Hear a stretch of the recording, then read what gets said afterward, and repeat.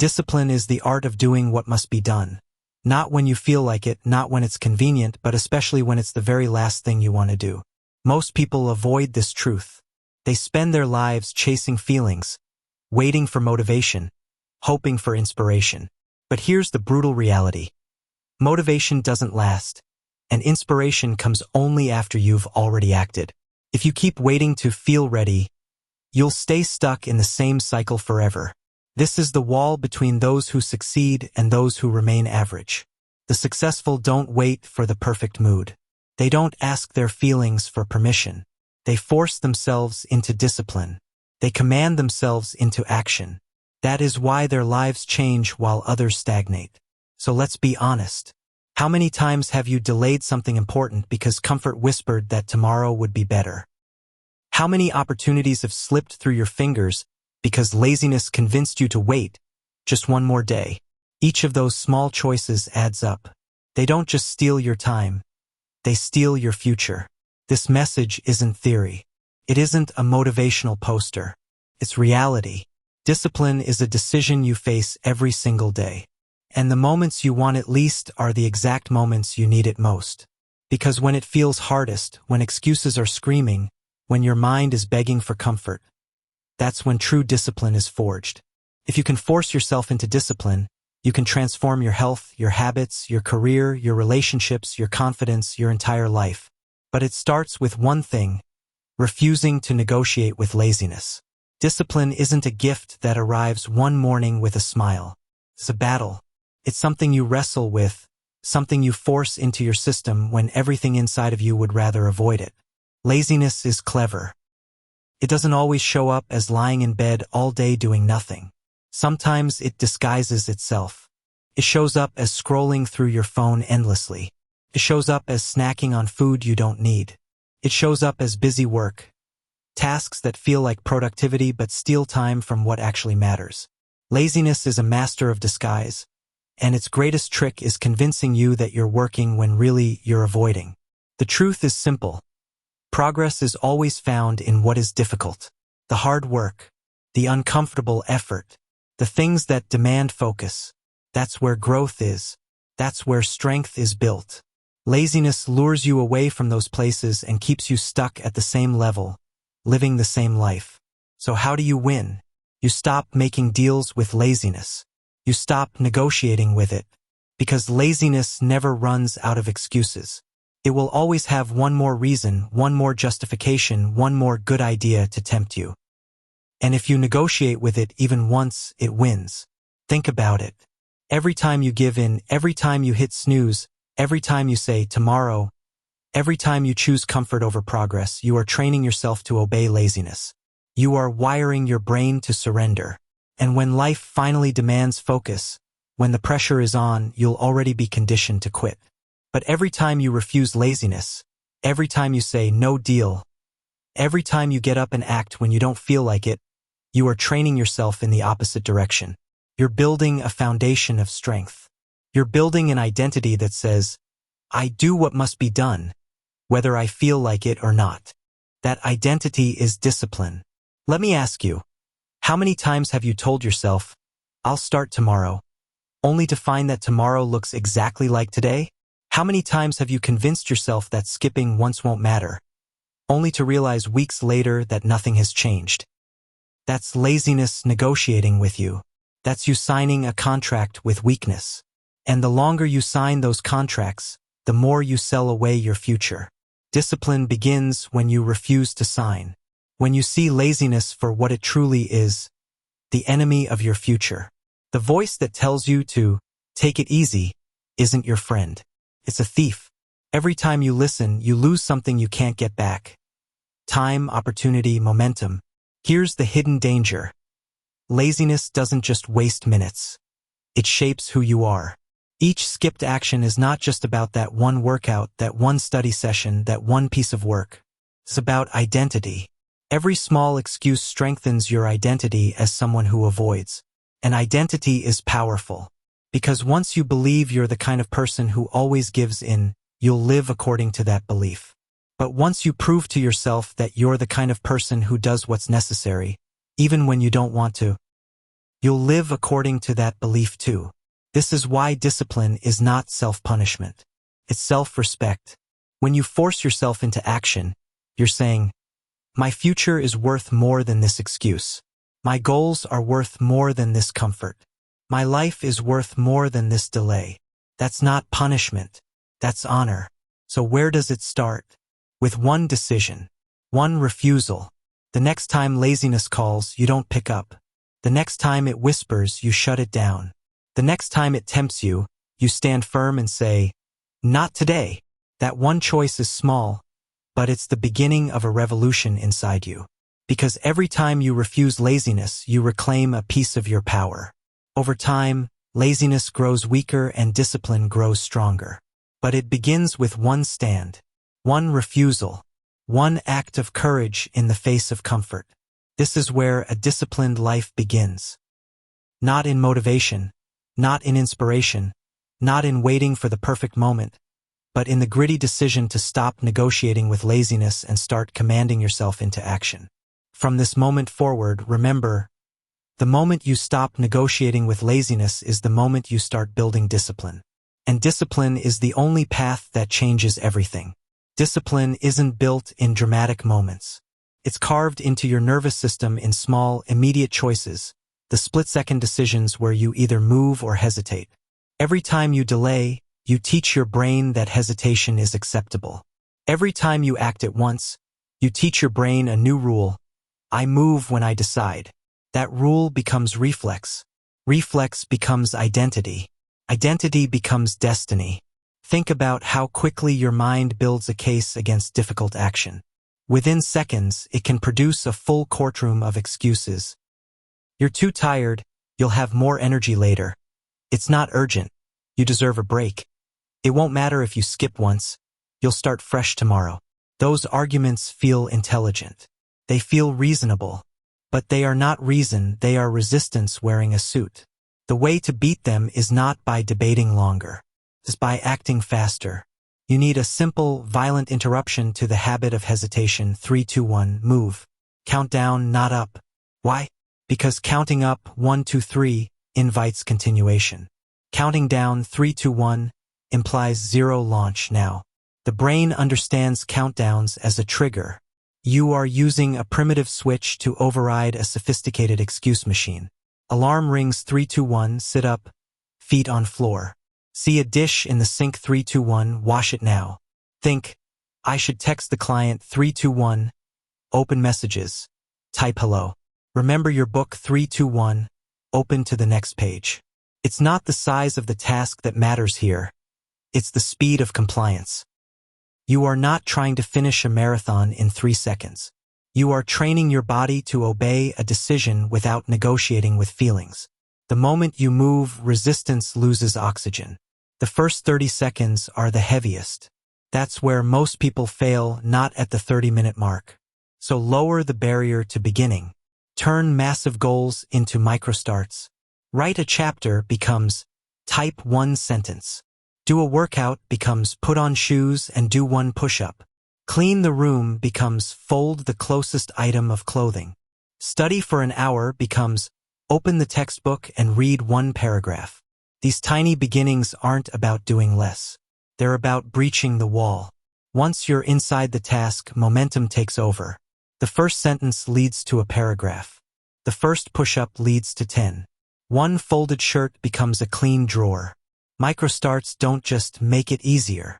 They rewire how your brain perceives effort, from threat to doable action. Promise yourself only 2 minutes. If after 2 minutes you still feel dead, you may stop, but you must start.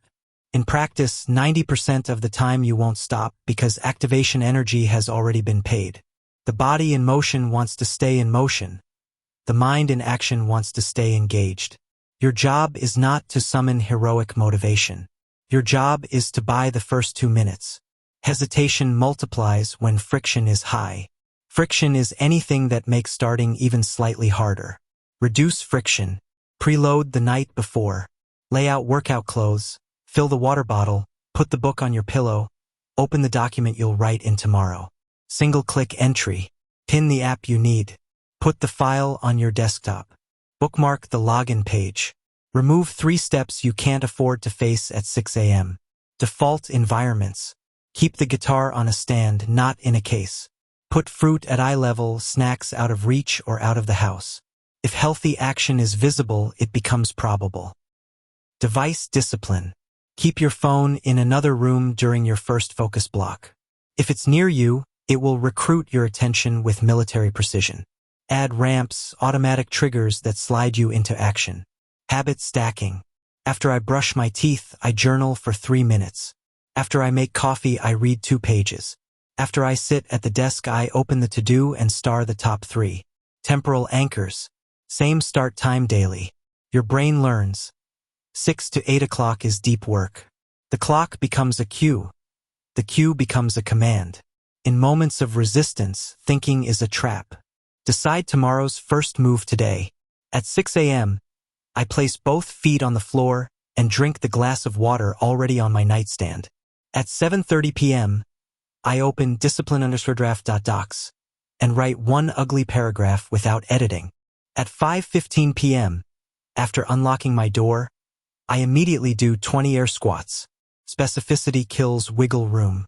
Vague intentions create loopholes. Exact instructions create obedience. Install a sacred rule. For the first 10 minutes of any priority block, no internal conversation is allowed. You are not permitted to evaluate how you feel, whether you're inspired, or if the task is worth it. Emotion has no voting rights in the start phase. Feeling follows action, not the other way around. Every instant action is a vote for the identity. I'm a person who moves first. You don't need to overwhelm the ballot box. You just need to keep voting daily. The identity emerges from the majority of small votes, not a single dramatic performance. Tell yourself the truth. I am the kind of person who acts before excuses assemble. Repeat it, then prove it with 1 concrete move in the next 60 seconds. Identity statements mean nothing without behavioral receipt. Name the necessary. What single action would move your life forward most today? Not 10. 1. Break the seal. What is the smallest version of that action you can begin within 30 seconds? Do it. Protect the runway. Silence notifications. Clear the desk. Set a timer.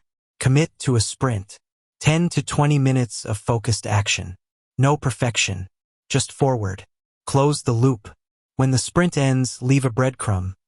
A sentence of notes, a checklist of next steps. Tomorrow's start becomes painless. Map your day for cue-based action. Alarm cue, stand up immediately. Don't touch the phone. Feet first.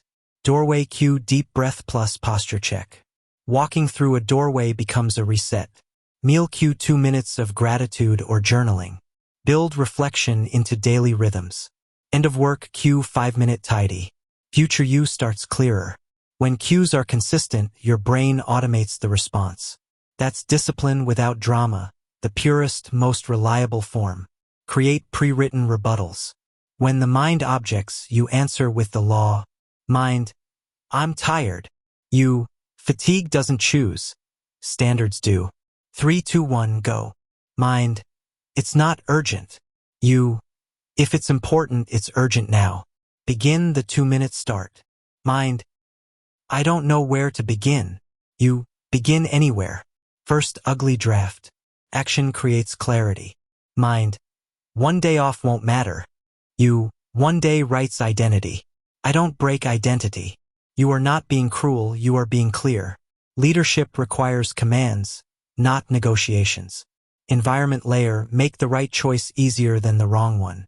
Visible tools, hidden temptations, predictable spaces. Mechanic layer, countdowns, microstarts, 120-second rule, timers, checklists. Identity layer, I am the person who doesn't pause. Reinforce with daily wins and visible streaks. When all 3 align, hesitation has nowhere to live. Track compliance, not perfection. A calendar with X's for, did I start immediately at least once on a priority today? Seeing a streak triggers loss aversion, you won't want to break it. But use streaks wisely. When you inevitably miss a day, the rule is never miss twice. The fastest way to rebuild discipline is the very next action. Whenever faced with a decision, visualize 2 doors. Door A, delay. Feels easy now, costs heavy later.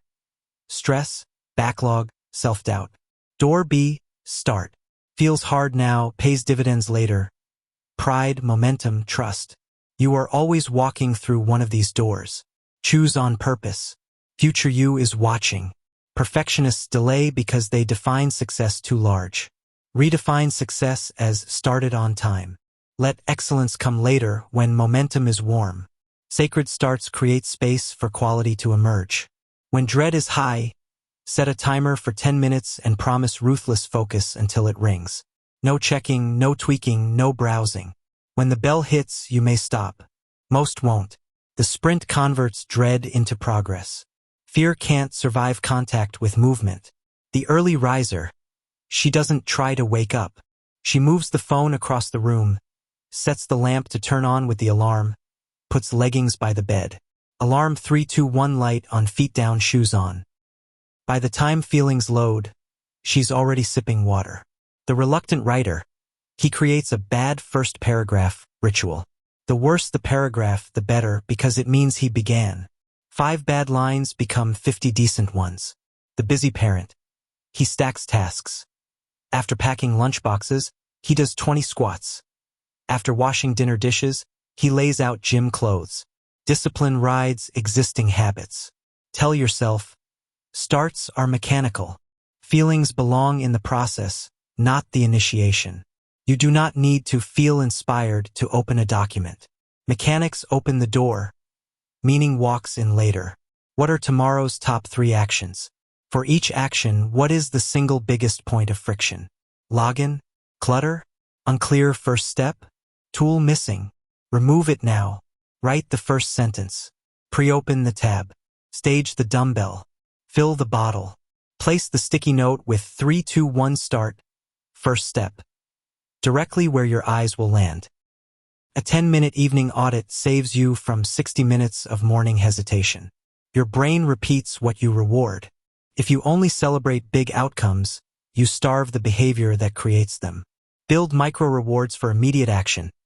A checkmark, a tally, a done chime, 1 square of dark chocolate, a walk on the balcony. Pair the start with a positive signal. You're training an animal, not arguing with a philosoph. Travel, illness, emergencies, life won't ask your permission. On those days, keep the identity alive by shrinking the behavior. 1 paragraph, 10 bodyweight reps, 2 minutes of review. The standard is something now, not everything perfect. A small fire keeps the house warm until you can build the bonfire again. Designate a daily green zone, a protected block where only one priority lives. No messaging, no errands, no favors. If others ask, you're in a meeting. You are a meeting with your future. During green zone, immediate start is law. You enter, you begin. No delay rituals, no warming up with email. The task is the warm-up. Most time is lost in the cracks between tasks. Practice hard cuts. Set a chime, stand, 1 breath, new posture, new screen, start. Ritualize the micro-transition so you don't fall into the glue of scrolling. When you catch yourself pausing, what can I do in the next 60 seconds that moves this forward? Then do exactly that. 1 call dialed. 1 file opened. 1 line written. 1 set done. The question dissolves overwhelm into an action atom. The place you sleep makes standing up easy. The desk you work at makes opening the project automatic. The kitchen you enter makes the healthy choice unavoidable. The evening you live makes the morning pre-decided. That's not luck. That's architecture. Discipline is easier when your environment keeps pulling the trigger for you. From today on, you operate by a simple contract. Decide, act, feel, later. You will not reverse the order. You will not wait for feelings to sign your permission slip. You are the authority. Your body obeys your decision. Your feelings can join once motion begins. The greatest battles of discipline are not fought in the gym, the office, or the classroom. They are fought in silence, inside your own head. Before your body moves, before your hands act, before you open your mouth, everything is first decided in your thoughts. If you do not learn to control what happens inside your mind, then your decisions will always be hijacked by impulses, emotions, and the constant noise of excuses. But when you gain control over your thoughts, discipline stops being a struggle and becomes your natural state. Because the truth is this, your actions are nothing more than extensions of your thinking. You cannot build a disciplined life with undisciplined thoughts. Most people underestimate how powerful their inner dialogue is. They treat thoughts as harmless background noise. They let negativity stay because it feels small. But every excuse begins as a thought. Every delay, every surrender to comfort, every habit of weakness. It all starts with words in your head that you believed. If you tell yourself often enough, "I'll never be consistent," you won't be. If you repeat to yourself, "This is too hard for me," your body will obey and quit. Thoughts are the seeds of your future. Plant the wrong ones, and your life will bear the fruit of regret. Plant the right ones, and your life will grow into discipline, strength, and success. Most people live on autopilot. They don't even notice what their minds are saying. They assume their thoughts are facts, when most of the time they're just fears, opinions, or echoes from the past. The first step to mental discipline is awareness. Start noticing. When your alarm rings, what's the first thought that comes? When you face a tough task, what voice do you hear? When you're tempted to delay, what excuse shows up? Catch the thought before it takes root. Awareness is like turning on the lights in a dark room. Suddenly you see the patterns that have been controlling you for years. And once you see them, you gain the power to change them. Ask yourself, is this thought building me or breaking me? Is this thought making me disciplined? Another one will take its place. If you don't choose the replacement, the same negative thought will return stronger. This is where discipline of thought begins. Replace weakness with strength. Replace doubt with direction. Replace hesitation with clarity.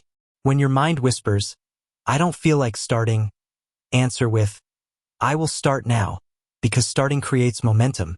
When it says, "I can't handle this," answer with, "I will take one step." One step is always possible.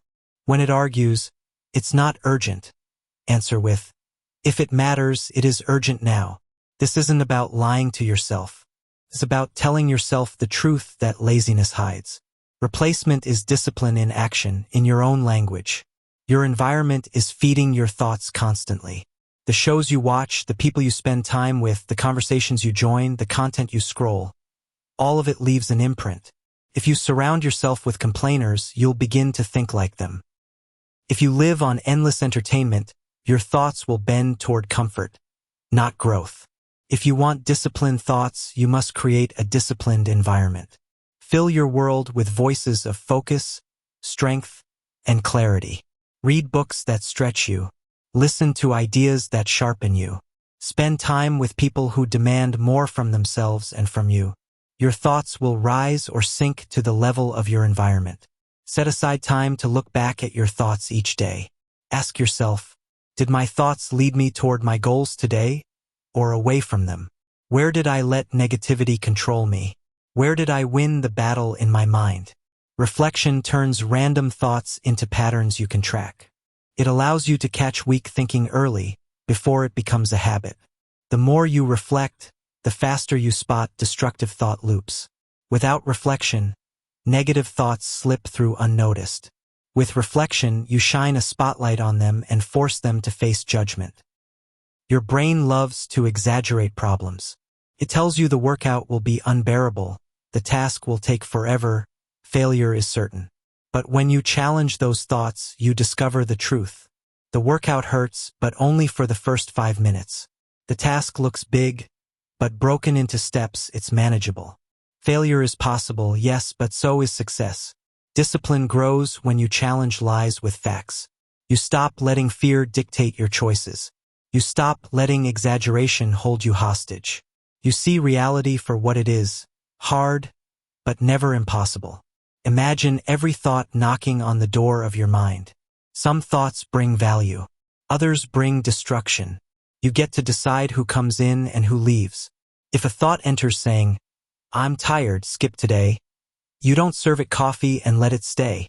You tell it, "You're not welcome here. Get out."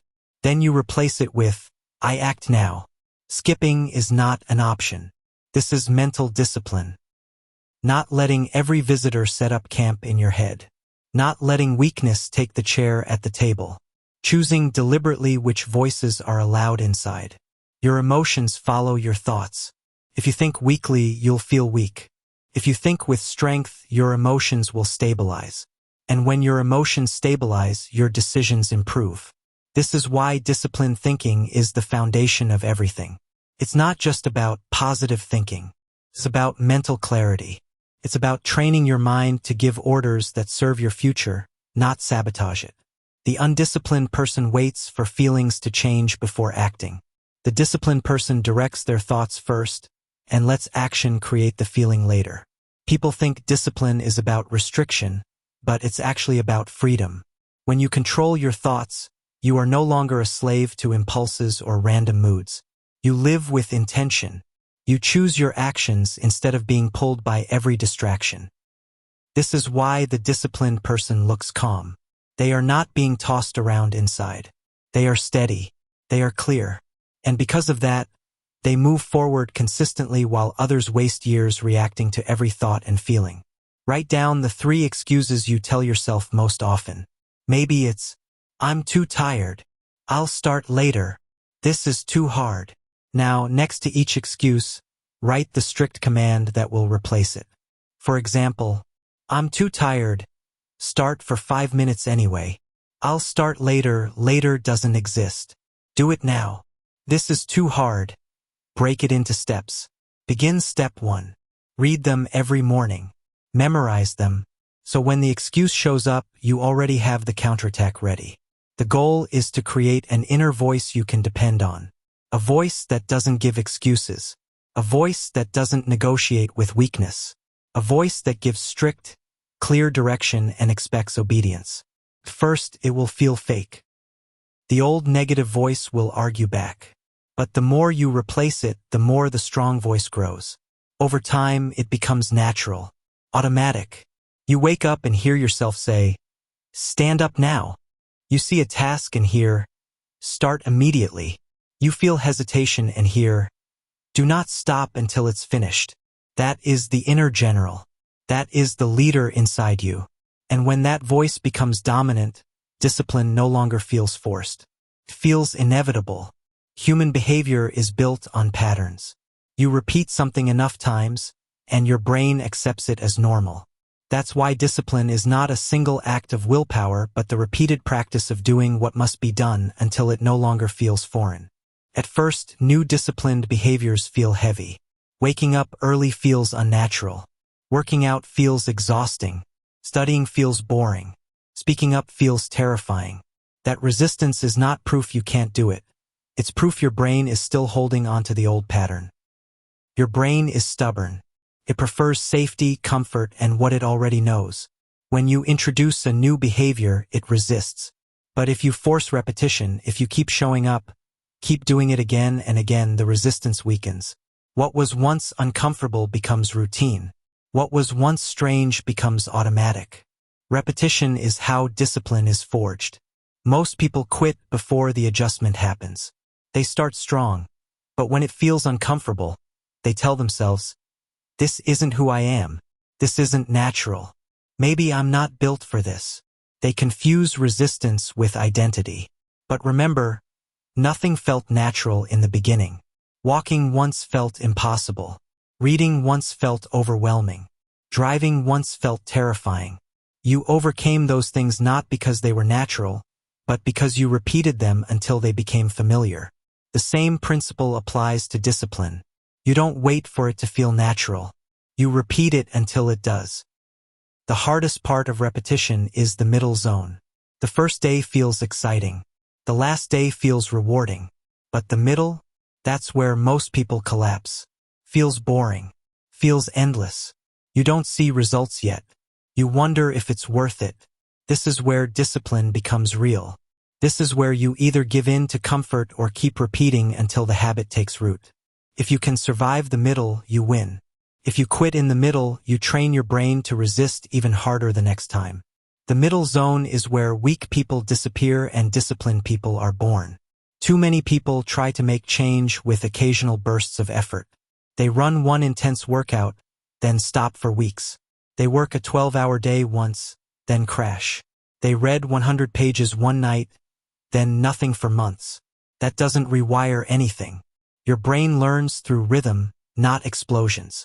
Small, daily repetition is far more powerful than occasional extremes. Reading 2 pages every day is stronger than reading a book once a month. Doing 10 push-ups daily is more transformative than one brutal session followed by rest. Writing 1 paragraph daily creates more than writing 20 pages once a month. Consistency beats intensity. Every repetition is proof. Every time you act disciplined, you're showing your brain, I can do this. This is who I am now. 1 push-up proves you can move. 1 sentence proves you can write. 1 day of controlled focus proves you can direct your time. Each repetition adds evidence until doubt has nothing left to argue with. At first, it feels like you're forcing it. But eventually, the evidence becomes so strong that it no longer feels forced. Feels natural. You stop saying, I'm trying to be disciplined. You start saying, I am disciplined. That is identity shift. One way to make repetition stick is to attach new behaviors to habits you already have. This is called anchoring. After brushing your teeth, write down 1 gratitude. After pouring morning coffee, read 2 pages. After shutting down your laptop, do 20 push-ups. After dinner, take a 10-minute walk. By linking a new action to an existing one, you remove the need for willpower. The old habit becomes the trigger for the new one. Over time, the chain becomes automatic. Most people only reward themselves when they achieve big results. But that leaves months of effort feeling empty. Discipline grows when you celebrate the repetitions themselves. Reward yourself for showing up, for not breaking the streak, for completing the daily act. Because every repetition is a victory, not just for progress, but for identity. You're not just building results. You're building proof that you are someone who follows through. Here's the truth. Repetition will feel boring sometimes. That's the test. Can you keep showing up even when it's not exciting? Can you keep repeating when nobody is clapping? Can you keep going when it feels plain and uneventful? Most people quit because they confuse boredom with failure. They think excitement is proof of progress. But in reality, boredom is where change is happening most. It means the behavior is becoming normal. It means the brain is adjusting. Discipline is not about chasing excitement. It's about enduring repetition until results appear. Every habit you have today, good or bad, was formed by repetition. The way you walk, the way you speak, the way you react to stress, all of it came from patterns repeated until they stuck. If repetition created your current habits, repetition can create new ones too. The question is not whether repetition works. It always works. The question is, what are you repeating daily? Excuses or actions? Laziness or discipline? Comfort or effort? Whatever you repeat, you become. Pick 1 behavior. Not 10, not 5, just 1. Commit to repeating it every day for 30 days. Do not miss a single day. Could be writing 1 paragraph, drinking more water, turning off your phone 1 hour before bed, reading 2 pages, doing 20 push-ups. The action doesn't matter as much as the repetition. Force yourself through the discomfort, through the boredom, through the resistance. By the end of 30 days, your brain will start to accept it as normal.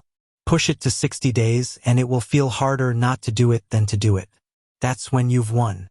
That's when discipline has moved from forced effort to automatic identity. Motivation comes and goes, but repetition creates persistence. And persistence is the backbone of discipline. You don't need to feel motivated every day. You just need to repeat the behavior long enough for your brain to surrender to the new pattern. At first, you carry the habit. Then the habit carries you. That's freedom. That's the reward of forcing repetition until your brain accepts the new way of living. The way you speak to yourself determines the way you act. Every command, every excuse, every phrase that runs through your mind is a signal your body follows. If the voice inside you is filled with doubt, excuses, and weakness, your actions will mirror that weakness. If the voice inside you speaks with clarity, direction, and authority, your actions will mirror that strength. Discipline cannot survive with destructive self-talk. It thrives only when you replace negative language with strict self-direction, clear commands that leave no room for debate. Think about it. If a coach constantly told an athlete, "You're not ready, you're too tired, you'll never make it," that athlete would collapse long before reaching their potential. Yet most people play the role of that cruel coach in their own lives. They beat themselves down with weak, destructive language. And then they wonder why their actions are inconsistent. The truth is simple: your body obeys your words. If you want a disciplined life, you must learn to command yourself like a leader, not criticize yourself like an enum. Negative self-talk doesn't always sound harsh. Sometimes it disguises itself as kindness. It tells you, "You deserve to rest. You've already done enough. It won't matter if you skip once." These phrases feel comforting in the moment, but they are silent killers. They're not kindness. They're sabotage. They trade short-term comfort for long-term regret. Other times, negative talk sounds like reason. "I'll start when I feel more ready. This isn't urgent today. I don't want to burn out." These sound logical, but in reality, they're dressed-up excuses. They stop you from acting in the very moments you need to act most. The disciplined mind recognizes these thoughts and refuses to let them stay. The antidote to weak self-talk is strict self-direction. This means speaking to yourself the way a commander speaks to a soldier: clear, firm, and non-negotiable. Instead of, "I don't feel like working out," you say, "Stand up, put your shoes on, start now." Instead of, "I'll do it later," you say, "Open the laptop, write the first line." Instead of, "This is too much," you say, "Break it down, do the first step." Notice the difference. One voice argues, the other directs. One voice leaves options, the other gives commands. The disciplined life requires the second voice. The first step is recognition. Pay attention to the words you repeat to yourself. Write down the top 3 excuses that control you. They might be, "I'm too tired. I'll start tomorrow. I don't know where to begin." Now replace them with strict direction. "I'm too tired. Start for 5 minutes anyway. I'll start tomorrow. Later doesn't exist. Do it now. I don't know where to begin." Pick one step. Do it immediately. Every time the old phrase shows up, don't let it echo. Replace it instantly with the strict version. Over time, your brain learns to default to the stronger voice. Strict self-direction only works if it's precise. Don't give yourself vague encouragement like, "I can do this." That's too broad. The brain needs exact commands. Do 10 push-ups. Write 1 paragraph. Turn off the phone. Precision eliminates excuses. Vague talk gives them room to grow. If your command is exact, your body knows what to do immediately. This isn't about being cruel to yourself. It's about being firm. You don't need soft words when resistance is strong. You need authority. You need the kind of tone that doesn't allow negotiation. When your mind whispers, "I don't feel like it," you must respond with, "Do it anyway. Now." That firmness builds trust. Over time, you stop doubting whether you'll follow through, because you know your own words carry weight. You know your commands are law. Your inner voice is heavily influenced by your environment. Spend enough time around complainers, and their language will echo in your head. Surround yourself with people who demand excellence, and your inner voice will rise to match. That's why protecting your environment is critical. Choose to be around people, content, and influences that sharpen your voice instead of weakening it. Your inner dialogue will follow. Here's a practice. Each morning, write down 3 strict commands for yourself. For example, wake up and drink water immediately. Do 30 minutes of focused work before checking your phone. Complete 1 physical task before lunch. Then throughout the day, obey them exactly. No debate, no excuses, just obedience. This drill builds the habit of listening to your own direction. Right now, many people live as their own worst critics. They tear themselves down with negative words, and then they wonder why discipline feels impossible. The shift happens when you stop being your critic and start being your commander. Your voice must carry authority. It must reflect the standard you want to live by. Because when your own voice becomes the strongest one in the room, you don't need motivation. You don't need external pressure. You obey yourself. The ultimate goal is to build an inner general, a voice you trust completely. A voice that doesn't excuse weakness. A voice that directs you firmly toward growth. A voice that gives orders and a body that obeys. First, you'll feel resistance. The old negative voice will argue back. But each time you replace it, the commander grows stronger. Eventually, it becomes automatic. You wake up and hear, "Stand up now." You see a task and hear, "Do it immediately." You feel resistance and hear, "Finish before you stop." That's when discipline becomes not just something you practice, but something you are. If laziness is a thief, comfort is the accomplice. Comfort feels safe, pleasant, and harmless. Tells you to take it easy, to relax, to slow down. But over time, comfort is what steals your progress. It whispers that you can delay the hard task. It convinces you that nothing terrible will happen if you push things off until tomorrow. And that is exactly how dreams die. Not in one dramatic moment, but in 1,000 small concessions to comfort. The danger of comfort is that it feels so reasonable. It doesn't attack you. It doesn't scream. It simply invites you to rest a little longer. But if you give in too often, comfort begins to shape your character. It makes you weaker. It makes you more tolerant of delay. And once comfort controls you, discipline disappears. The only way to defeat comfort is to create pressure. Pressure is the force that pushes you into action when your feelings beg you to stay still. Without pressure, you will always drift back into comfort. With pressure, you rise above it. Pressure is not your enemy. It is your ally. Some of your greatest achievements will happen under pressure. Think about deadlines. How many times have you procrastinated for weeks, only to finish more in the last 24 hours than you did in all the days before? That wasn't because you suddenly became more capable. It was because pressure forced you to act. The problem is that most people wait for external pressure, deadlines, emergencies, or consequences, before they move. But discipline grows when you stop waiting for pressure and start creating it for yourself. One of the strongest ways to create pressure is through accountability. When you tell someone your goal, when you make a promise out loud, when you announce it publicly, you add weight. Suddenly, it's not just you who knows. Others are watching. If you promise yourself you'll work out but tell no one, comfort might win. But if you promise a friend you'll meet them at the gym, you feel pressure to show up.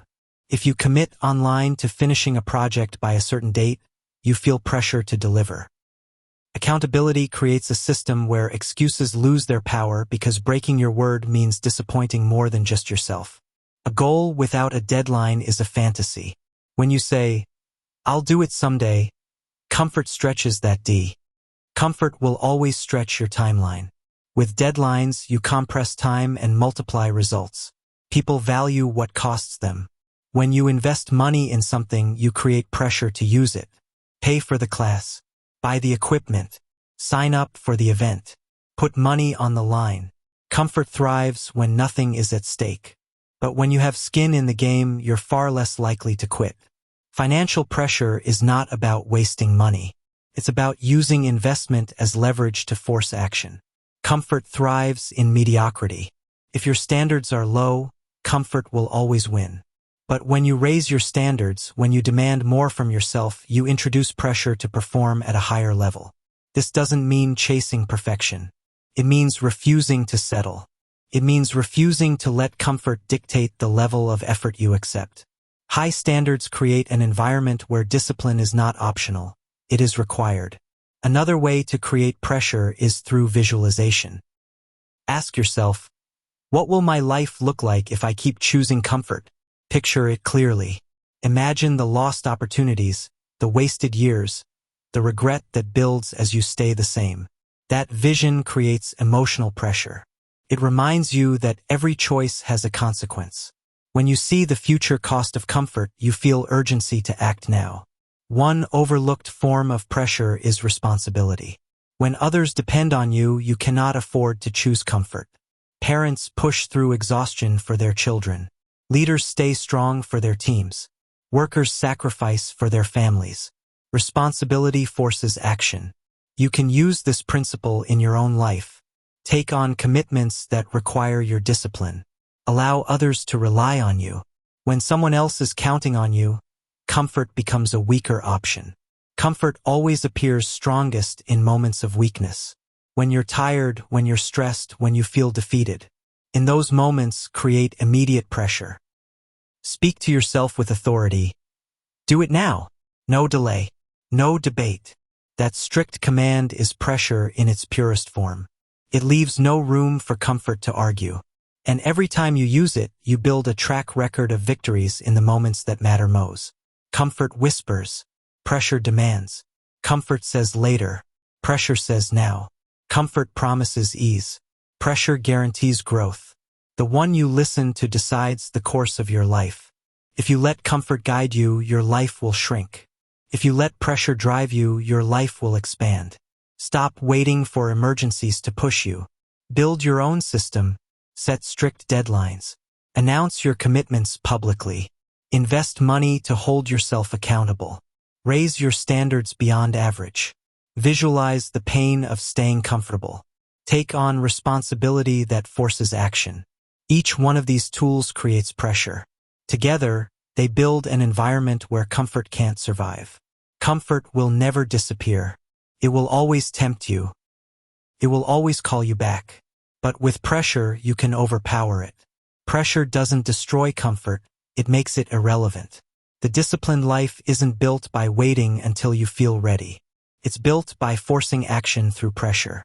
It's built by demanding more from yourself than comfort allows. It's built by refusing to settle.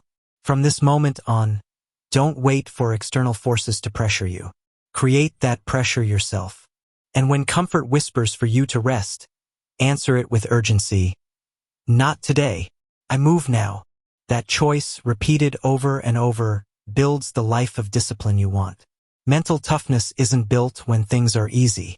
It's forged in the exact moment when every part of you screams for relief but you choose effort instead. Life is full of these crossroads. Work or quit, push forward or pull back, focus or escape. Every choice tilts you towards strength or weakness. The easy road is always available. You can always stop early, always put it off, always run from discomfort. Relief is tempting because it promises quick comfort. But that comfort never lasts. It fades fast, leaving behind guilt, disappointment, and regret. Effort, on the other hand, feels heavy in the moment. It burns. It stretches you, tests you. But effort builds something relief never can. Toughness, pride, and growth. When the pain fades, the reward remains. When you look back, you're never proud of the times you chose relief. You're proud of the times you endured effort. Most people underestimate how often they choose relief over effort. It's not always obvious. Sometimes it looks like grabbing your phone to escape focus. Sometimes it looks like snacking instead of facing stress. Sometimes it's leaving a task half done because finishing feels uncomfortable. Each choice feels small, but together they create a pattern. And patterns shape identity. If you repeatedly choose relief, you train your brain to expect escape whenever things get tough. That's how people become fragile. They've practiced weakness until it became automatic. The disciplined life is built on the opposite pattern. Choosing effort over and over until toughness becomes automatic. Here's the rule. The pain of effort is temporary, but the pain of regret is permanent. Which pain do you want? If you quit a workout early, you escape 10 minutes of effort but carry days of disappointment. If you delay a project, you escape a little stress now but carry heavy pressure later. If you stop chasing your goals, you escape risk today but carry a lifetime of regret tomorrow. Effort hurts now. Regret hurts forever. Discipline means choosing the pain that makes you stronger, not the pain that leaves you weaker. Just like your hands build calluses after lifting weight, your mind builds toughness after facing effort repeatedly. The first time you push through discomfort, it feels unbearable. The 10th time, it still hurts, but you know you can survive. The 100th time, it feels normal. That's what toughness is. Conditioning your brain to see effort as natural instead of unbearable. The only way to build it is by deliberately choosing effort when relief is available. Mental toughness doesn't require huge challenges at the start. It's built in small acts. Finish the last rep even when your arms shake.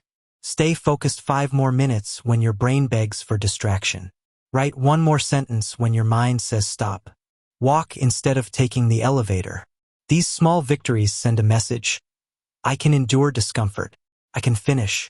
I can handle more than I think. That message builds resilience. And resilience multiplies with each choice.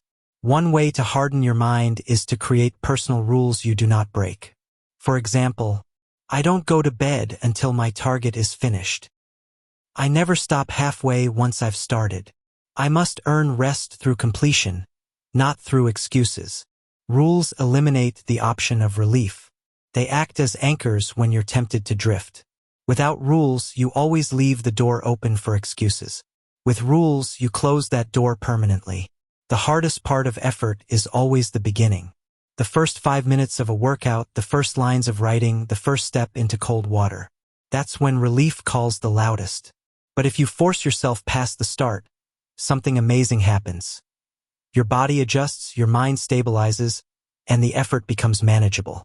The disciplined person knows this secret. Discomfort shrinks once you enter it. Relief only feels strong before you begin. Effort becomes easier once you commit. Weak people see effort as punishment. They see discipline as something cruel. But the disciplined mind reframes it. Effort is training. Every hard moment is practice. Every uncomfortable task is a workout for your willpower. You don't resent effort when you see it this way. You embrace it, because you know every rep, every second of focus, every push against resistance is making you stronger. If you want true toughness, don't wait for life to challenge you. Create challenges yourself. Wake up earlier than you want. Work on your craft longer than required. Hold yourself to higher standards when no one is watching. By choosing effort voluntarily, you make yourself unbreakable. When life forces effort on you, you're already prepared. Every time you choose effort, you gain more than progress. You gain respect for yourself. You prove to yourself that you can be trusted to finish, even when it's hard. That trust builds pride, and pride fuels confidence. But every time you choose relief, you lose that respect. You might enjoy comfort for a moment, but later you feel disappointed. That disappointment weakens confidence. It makes you doubt your own reliability. Confidence doesn't come from believing in yourself blindly. It comes from evidence. And effort provides that evidence. Relief fades quickly. Effort leaves a mark. When you look back on your life, the moments you will value most are not the times you escaped discomfort. They'll be the times you endured it. The days you finished the work. The challenges you survived. The battles you fought and won. That pride will outlive any temporary relief. That legacy is worth every ounce of discomfort. From this day forward, train yourself to ask in every moment, which choice makes me stronger? Which choice will I be proud of later? The answer will almost always be effort. Then act immediately. Don't give relief time to argue. Push into effort before comfort seduces you. Each time you do, you add another brick to the wall of toughness. Over weeks and months, that wall becomes unbreakable. Tasks that once crushed you will feel manageable. Pressures that once scared you will feel normal. You will begin to carry yourself with quiet confidence, knowing that you can endure whatever comes. That transformation won't come from waiting. It won't come from motivation. It will come from one repeated choice: effort over relief. That is how mental toughness is built. That is how discipline becomes not just something you do, but who you are. Impulses are quick, sudden urges. They show up without warning, demanding you choose comfort, distraction, or instant pleasure. They whisper, skip the workout, eat the junk food, check your phone one more time. You can do it tomorrow. They feel harmless. They feel small. But every impulse is a seed, and if you keep watering them with obedience, they grow into patterns that control your life. The disciplined person understands this truth. Impulses are not random. They are traps. They offer short relief while setting you up for long-term pain. Think about the last time you gave in to an impulse. Maybe you skipped the gym. Maybe you delayed the assignment. Maybe you wasted hours scrolling. In the moment, it felt good. You escaped the discomfort. You felt relief. But how long did that relief last? 10 minutes? An hour? By the end of the day, regret had already arrived.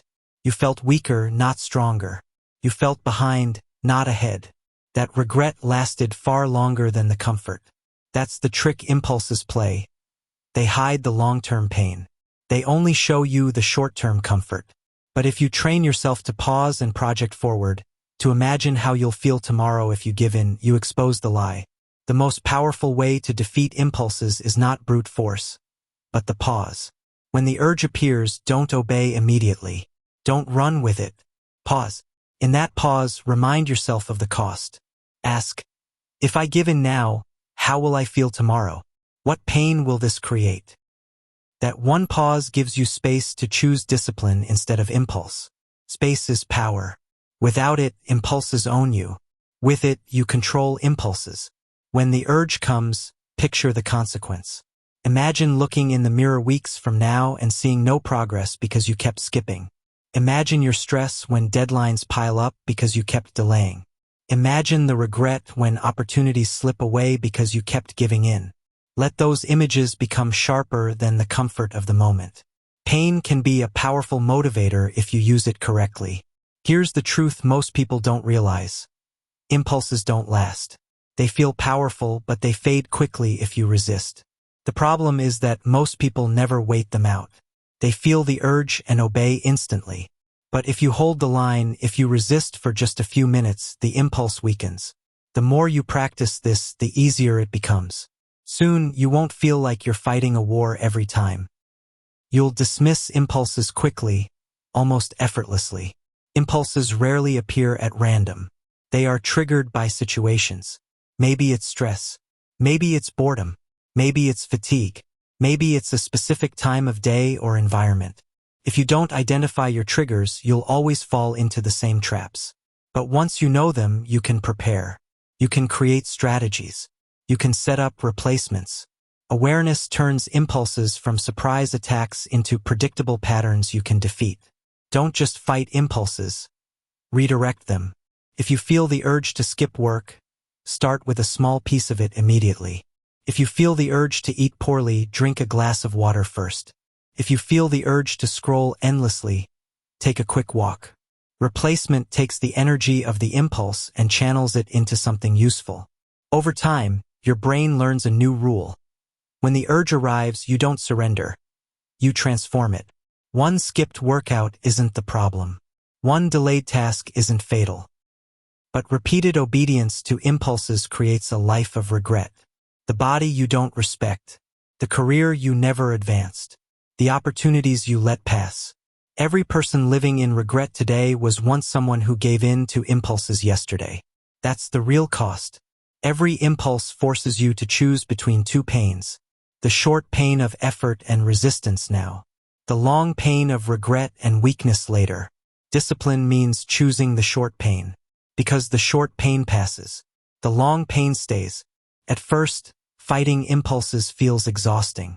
But with practice, it becomes easier. The first time you resist, you feel proud. The 10th time, you feel confident. The 100th time, it feels automatic. That's when you know discipline has taken root. Impulse resistance is like a muscle. Every rep makes it stronger. Ask yourself, do I want to be someone controlled by every urge, or someone who controls them? Your impulses don't think about your future. They only care about right now. But you must care about later. You must care about who you're becoming. Because every decision is shaping your identity. When you resist impulses, you're not just avoiding weakness. You're proving to yourself that your future matters more than your feelings. That proof builds trust. And that trust builds unstoppable discipline. Here's your shield. Before acting on any impulse, remember the long-term pain. Feel it. Let it weigh heavier than the comfort of now. Then act according to your higher standard, not your lower desire. This is how you create space between feeling and action. That space is where discipline lives. That space is where you build the strongest version of yourself. From now on, don't act blindly on impulses. When the urge appears, pause. When the temptation whispers, think of the regret it will create. Then choose the harder road. Choose discipline. Choose effort. Because every time you resist an impulse, you're not just winning a moment. You're building a life. Every day, you wake up with a limited supply of energy. You can pour that energy into actions that move your life forward, or you can waste it on distractions that leave you exhausted but unchanged. Discipline isn't only about forcing yourself to act. It's about directing your energy toward what truly matters. Too many people confuse being busy with being productive. They run around all day, answering messages, reacting to notifications, doing endless tasks, and by the evening, they're drained. But when they look back, nothing important has moved forward. That's not discipline. That's wasted effort. A disciplined life is not measured by how much you do. It's measured by whether what you do builds your future. Think about your own days. How often do you pour energy into meaningless things? Hours lost in scrolling. Arguments that prove nothing. Worrying about what others think. Organizing and reorganizing without ever executing. These distractions feel urgent in the moment, but they produce nothing of value. Scattered energy leaves you drained but stuck in the same place. And over time, this becomes a way of life. Always moving, never advancing. Discipline means cutting out this noise. It means saying no to the trivial so you can say yes to the essential. The first step to directing your energy is clarity. Ask yourself, what are the few actions that truly move me forward? For some, it's health. For others, it's building a skill. For others, it's creating a business or advancing a career. Whatever it is, define it. If you don't define it, the world will define it for you, and the world will drown you in meaningless distractions. Once you know your true priorities, discipline means aligning your energy with them daily. One practical strategy is the rule of 3. Each morning, identify the 3 most important tasks that will move your life forward. Not 10, not 20, just 3. These are the tasks that truly matter to your long-term growth. Complete them before anything else. Before messages, before social media, before the trivial. Even if the rest of your day collapses, completing those 3 ensures that progress was made. This single shift, focusing energy on the essential first, can transform your productivity. Discipline is not just about what you do. It's about what you refuse to do. Every time you say yes to something meaningless, you're saying no to something meaningful. That's why you need boundaries. Say no without guilt. Guard your time like your most valuable resource because it is. People will always demand your energy for things that benefit them. They won't care if it drains you. If you don't protect your focus, they will use it up. Boundaries are discipline in action. Some activities feel like work but are actually disguised avoidance. Endless research, constant email checking, overplanning. They give you the illusion of progress while keeping you away from the hard, essential tasks. Ask yourself constantly, is this moving me forward or just making me feel busy? If the answer is no, redirect your energy immediately. Everyone has hours when they're sharpest. For some, it's the morning. For others, late at night. Discipline means identifying your peak energy window and reserving it for the tasks that matter most.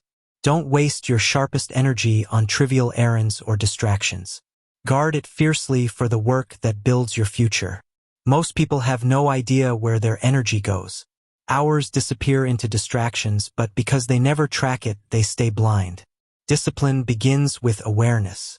For 1 week, track your habits honestly. How much time do you spend on your phone? On pointless tasks? On focused work? The truth will shock you. And once you see the leaks, you can fix them. Awareness creates control. Directing energy requires courage, because it often means disappointing others. People will want your time for their priorities, not yours. They will not applaud you for saying no. But if you don't learn to disappoint others, you will constantly disappoint yourself. Discipline is not selfish. It's intention. And realize they've built nothing. That regret is one of the deepest pains a human can feel. Discipline saves you from that. It ensures your energy is invested in the things that leave a mark. First, you'll need constant reminders. You'll need to pause before saying yes. You'll need to check yourself when distractions pull at you. But over time, directing energy becomes a habit. You'll naturally focus on what matters. You'll instinctively ignore what doesn't. That's when momentum multiplies.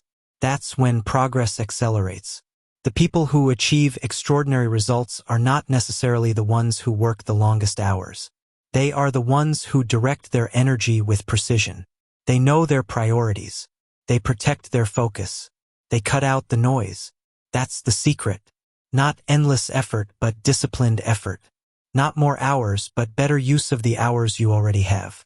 From now on, ask yourself daily, is this action building the life I want, or draining it? If it builds, do it. If it drains, cut it. Discipline is not about doing everything. It's about doing the right things consistently. And once you master the art of directing energy, your results will multiply, your focus will sharpen, and your life will transform. Motivation is unreliable. It shows up when it wants to, and it disappears the moment you need it most. Some days you feel unstoppable, other days you can barely move. If you build your life on motivation, you will always be inconsistent. Discipline demands something stronger. It demands conditioning, training your mind to act whether you feel like it or not. Because the truth is this, action doesn't come from motivation. Motivation comes from action. The very act of moving creates momentum, and momentum generates the energy motivation pretends to give. The disciplined person does not wake up and ask, "Do I feel like it today?" They wake up and act because the decision was already made. It's not up for debate. Think of a soldier. He doesn't choose whether to train. Think of a pilot. She doesn't choose whether to check the aircraft. Their actions are non-negotiable. That's how you must build your life. When something matters, you remove the option of delay. You don't wait for feelings. You obey the standard. Create daily non-negotiables, small commitments you do every single day no matter what. Write a set number of words. Move your body for a set amount of time. Dedicate part of your day to focused work. They happen whether you're tired or energized, inspired or bored. First, it feels forced. But with repetition, your brain learns, this is automatic. This is who I am. Discipline is built on these daily, unbreakable laws. Don't overwhelm yourself by trying to change everything at once. Pick one habit. Commit to it daily. At first, your mind will fight. Excuses will scream. But each time you act anyway, you weaken laziness and strengthen discipline. Over time, resistance fades. What once felt like punishment begins to feel natural. That's conditioning. The longer you wait after deciding, the louder excuses become. If you decide to work out, start immediately. If you decide to study, open the book now. If you decide to create, put words on the page instantly. Delay is fuel for hesitation. Immediate action kills it before it grows. Discipline thrives in short gaps. Stop giving motivation power. If it's there, great. If it's not, irrelevant. You act anyway. Motivation becomes a bonus, not a requirement. When you live by this principle, you stop being controlled by feelings. You operate at a higher standard. That standard is discipline. Stop saying, I need motivation. Start saying, I am the kind of person who does this. Identity-driven discipline is unshakable. If you identify as a disciplined person, your actions follow automatically. It's no longer about how you feel. It's about who you are. Your mind will test you. It will argue, I'm tired. I'll do it later. One day won't matter. That resistance is natural. But every time you act despite it, you prove that your choices are stronger than your feelings. That proof builds confidence. And confidence builds consistency. Most people avoid action because they wait for it to feel good. But part of conditioning is realizing you don't need to feel good to act. You can work when tired, create when uninspired, study when distracted. That is the moment discipline is forged, not when it's easy, but when it's hard. Routines are powerful because they reduce decision-making. If your day is unstructured, excuses creep in. If your day has clear rhythms, action becomes automatic. Wake at the same time. Begin work at the same time. End with the same rituals. Structure turns discipline into reflex. The people you admire are not motivated every day. They don't wait for inspiration. They act because they train themselves to obey the standard.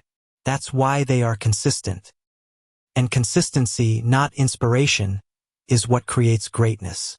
Every day you wait for motivation, you lose time. You lose progress. You lose trust in yourself. Each delay whispers to your brain, you can't act without the right mood. And that belief becomes a prison. But every day you act without motivation, you gain proof. I can do it regardless of how I feel. That belief becomes freedom. At first, discipline feels like chains, rules, pressure, hardship. But when conditioning takes over, it becomes freedom. You no longer waste energy debating. You no longer live by moods. You no longer stop and start.